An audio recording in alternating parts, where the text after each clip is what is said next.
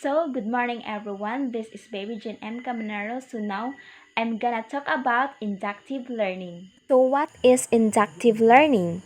Inductive learning, also known as discovery learning, wherein the learner discovers rules by observing examples. In other hand, this is different from deductive learning, where students are given rules that they need to apply. Besides, it is a powerful strategy for helping students deepen their understanding of content and develop their inference and evidence gathering skills at the same time developing perceptual and observational skills. Though, in an inductive learning lesson, students examine group and label specific bits of information to find pattern. So, how to teach in inductive learning?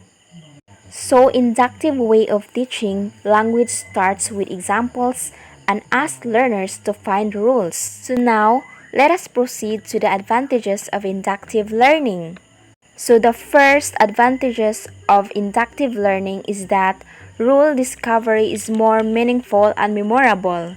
It means that learners analyzing language, finding the structure themselves, guessing extending the rules themselves, making new sentences with those rules that's going to be more memorable for the learners.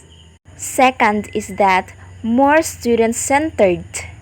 It is more student centered as well because more of the responsibility is with the students.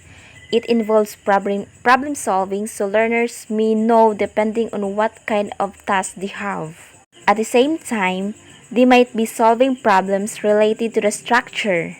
With this, the learners are more engaged in the teaching learning process. So with our facilitating skills, the learners formulate the generalization or rule. Another thing is that it encourages autonomy.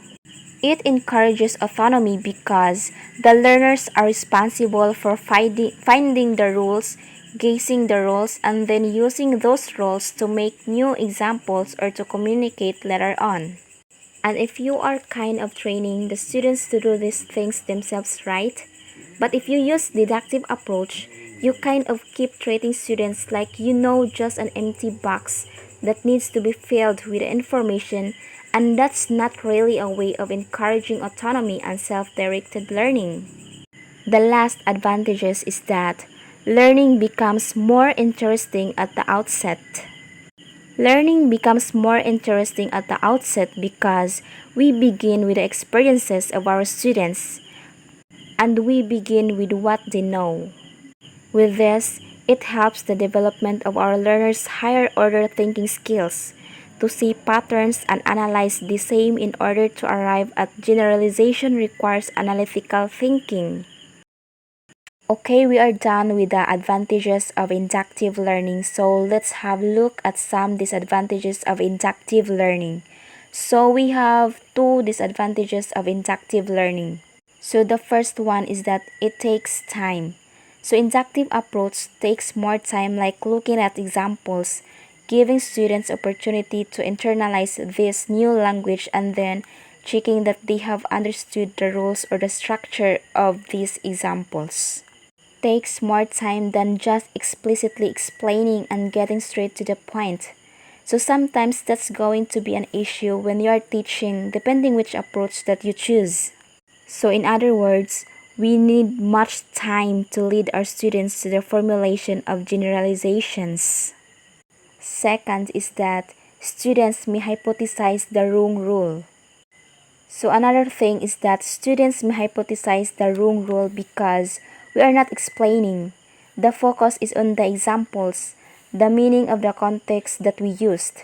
We are teaching in a way that isn't that explicit, and students may then guess the rule wrong. They might get them wrong, so that's something to watch out for. And we should have kind of checking belt into our lessons if we are using the inductive approach. It demands expert facilitating skills on the part of the teacher.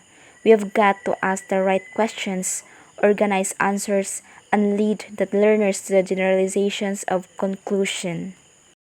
Now, let us turn with the steps of inductive learning. The first steps of inductive learning is that presentation of examples. In this step, teacher presents many examples of same type and solutions of those specific examples are obtained with the help of the students. Second is observation. After getting the solution, the students observe this and try to reach to some conclusion. Next is generalization. After observation the examples presented, the teacher and children decide some common formulae, principle or law by logical mutual discussion.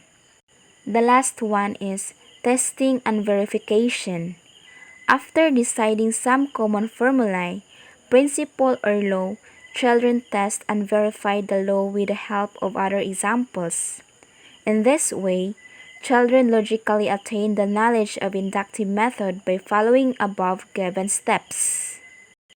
Thus, inductive learning is an excellent way to teach concepts and generalizations. It is also an effective way to motivate students because this teaching method promotes participation.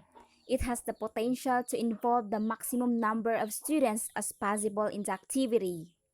So that's the end of my discussion. So thank you for listening.